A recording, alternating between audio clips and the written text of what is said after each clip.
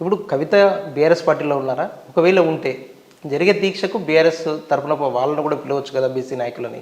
అదేవిధంగా కరీంనగర్లో 8వ తేదీన కూడా బీఆర్ఎస్ ఆధ్వర్యంలో ఒక బీసీ ధర్నా కూడా జరగబోతుంది. దానికి కవిత కూడా వెళ్ళొచ్చు కదా అనేది కూడా ఇప్పుడు వినిపిస్తున్న విమర్శలు. ఎలా అంటారు? ఒక విషయము ప్రవీణ్ గారు, నేనేమంటున్నా అంటే నేను చేపట్టేటటువంటి దీక్షకు అనేక మంది పొలిటికల్ పార్టీస్ నేను పిలిచాను. ఇప్పుడు నేను బీఆర్ఎస్ పార్టీకి లెటర్ రాసిన అనుకోండి, ఇప్పుడు విమర్శ చేస్తున్న వాళ్ళే అంటే మీరు బీఆర్ఎస్లో లేరా, బీఆర్ఎస్ పార్టీకి లెటర్ ఎందుకు రాసిన అంటారు. నేను ఆల్రెడీ బీఆర్ఎస్ ఎమ్మెల్సీగా నేను ఉన్నా కాబట్టి బీఆర్ఎస్ ప్రజాప్రతినిధులందరికీ, బీఆర్ఎస్ కార్యకర్తలకు, నాయకులకు ఎప్పుడైనా నా డయాస్ ఓపెన్ డయాసే ఉంటుంది. వేరే వాళ్ళకంటే ఇన్విటేషన్ ఇవ్వాలి. ఇంటి వాళ్ళకి ఇన్విటేషన్ ఎందుకు ఇస్తాం? ఖచ్చితంగా వస్తారు, రావాలనుకున్న ప్రతి ఒక్కరు వస్తారు. I welcome everybody. ఎవరు వచ్చినా కూడా మనం సాధారణంగా కూర్చోబెడతాం, మాట్లాడే అవకాశం ఇస్తాం, అన్నీ చేస్తాం, గౌరవిస్తాం.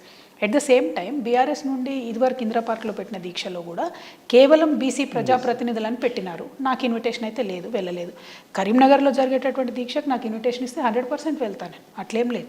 నాకు ఇన్విటేషన్ ఇచ్చిన దగ్గరికి పోకుండా నేను ఎందుకు, నా పార్టీ కదా, బీఆర్ఎస్లే ఉన్నా కదా, నేను ఎడిపోయినా. సో అందులో ఎక్కడికక్కడ ఏదో ఒక చిన్న వివాదం ఎతకాలి, దాన్ని పెద్ద చేయాలి అనేటటువంటి కుట్ర ప్రతిపక్షాలన్నీ కూడా పన్నుతూ ఉన్నాయి. సో అవన్నీ కూడా నిర్వీర్యం చేస్తూ ఎప్పటికప్పుడు మా పార్టీని డిఫెండ్ చేసుకుంటూనే నేను ముందుకు సాగుతున్నా. ఇక ముందు కూడా అదే చేస్తాను. కవిత ఇప్పటివరకే బీసీలకు సంబంధించిన అంశంపైన కూడా ఉద్యమం చేస్తుంది. నెక్స్ట్ పూలే విగ్రహానికి సంబంధించిన దానిపైన కూడా విగ్రహం పెట్టాలని చెప్పేసి కూడా మరోసారి కూడా ఉద్యమాన్ని కూడా ఉధృతం చేసే అవకాశం ఉంటుంది.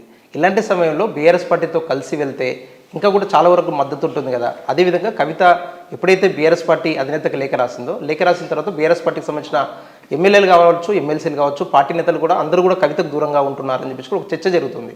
అంటే ప్రధానంగా ఒకటండి, నేను లేఖ రాసింది లేఖ బహిరంగం కావాలని నేను ఎప్పుడు రాయలే. లేఖ నేను అంతర్గతంగానే రాశాను. నేను అంతర్గతంగా రాసినటువంటి లేఖను బహిర్గతం చేసింది ఎవరన్నదే నేను క్వశ్చన్ చేస్తూ ఉన్నాను. ఆ ప్రశ్నకు పార్టీ నుండి నేను ఖచ్చితంగా సమాధానం ఆశిస్తున్నాను. ఎందుకంటే అది నా ఆత్మగౌరవానికి సంబంధించినటువంటి అంశం.